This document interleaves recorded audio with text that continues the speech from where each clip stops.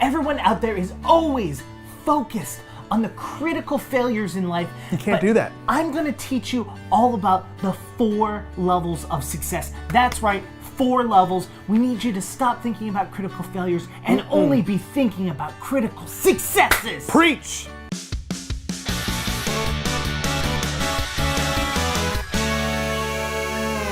All right, everybody, welcome to GameGorgon. My name is Krug. I'm Indigo. Today we're here to talk to you about Pathfinder 2nd Edition for reals this time, as opposed to the video game version of Pathfinder that we talked about yesterday. Last week. This time we're talking about the 4 levels of success. This is a very interesting rule set that they have previously kind of hinted at and given the option of this in previous Pathfinder expansion books, but they're actually making it a part of the actual rule set. Now there's not just going to be a success fail, but now there's also going to be a critical failure and critical success. Most people are used to critical successes is when you roll a natural 20. Yeah. It's actually going to be when you roll 10 or higher than the save or the attack or whatever it is number that you have to hit. that you needed to hit. So let's just say that you have to get a 10, right? And you roll a 20. Right, with all of your added bonuses, you're now going to critically succeed, and that can happen in a bunch of different ways. So, for example, if someone casts Fireball, normally a success means that you take half damage. Now, a critical success means that you're going to take no damage at all. Say it's a 15 and you roll a 5 total. Yeah. You're now in a critical failure, which means you're 10 below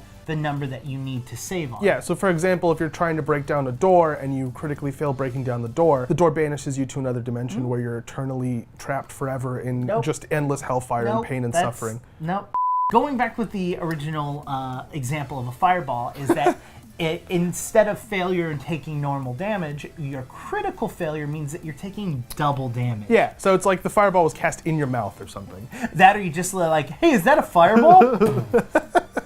I really like that system because it is taking account the 1 or 20 roll. Yeah. But it's also taking account where that DC is. So yeah, I always thought it was difficult to justify somebody having a plus 9,000 to a specific skill and then having a DC of 5 and then me rolling a 9,014. Vegeta, what does the scouter say about his Strength check. It's over 9,000! What, 9,000? And you rolling, an 8 and both of us succeeding the same way, that's silly, right? I should be able to do something way cooler because I'm super good at this thing. And I think that kind of is part of what this enables. It's specialists being able to do unique things that other generalists can't do. What's really interesting about it is that they're actually adding it to the spell lists. Yeah. So it's not just going to say clearly defined critical success and failure consequences and benefits as opposed to just hey DM, enjoy, because it's really great to give the DM the flexibility of doing those sorts of things. And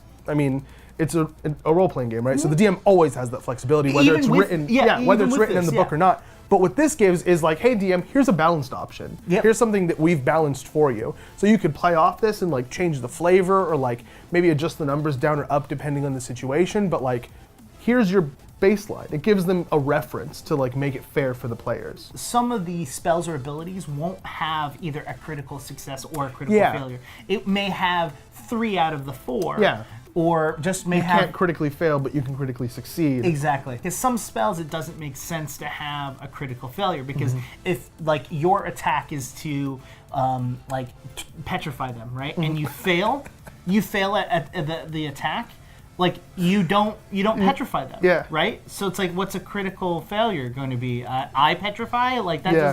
That's dumb. This is trying to think of how to critically fail a petrify.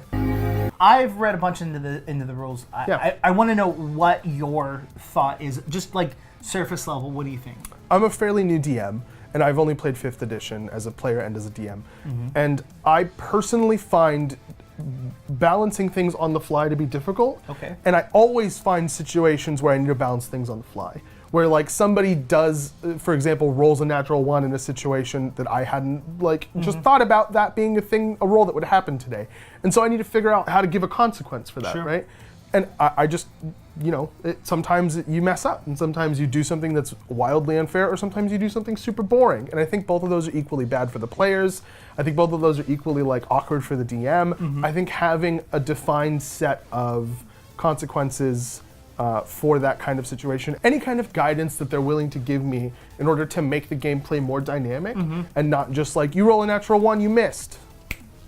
Cool, next turn. Yeah, I honestly feel that it actually adds more excitement to the roll as well, because now it's not just like I succeed or fail, like it's a black and white answer. It's now got degrees of separation, you know? That critical, you know, failure of a 1 is so much more painful now, or that critical success is so much more sweet now, you know? It's like, and then not only that, it's like sometimes it puts it on your enemy, and it's just like, oh, yes, they rolled a 1. Yes, I get to do double damage of fireball. You know, like, oh, that's so sweet. At any point, chances are that you'll have the opportunity to either have something really unnaturally good happen or really unnaturally bad happen. Adding more tension and adding more excitement at the same time with one rule, like, how could you possibly go wrong with that? Yeah. All right, guys, head down to the comments and let us know, what do you guys think of the 4 degrees of success?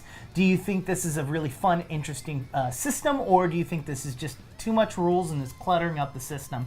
While you guys are down there, make sure to hit the like button. Make sure to hit the subscribe button so you can unlock the exclusive bell icon and get notifications for all of our future content. Exclusive. You can also have a conversation about the 4 degrees of success on Twitter with us.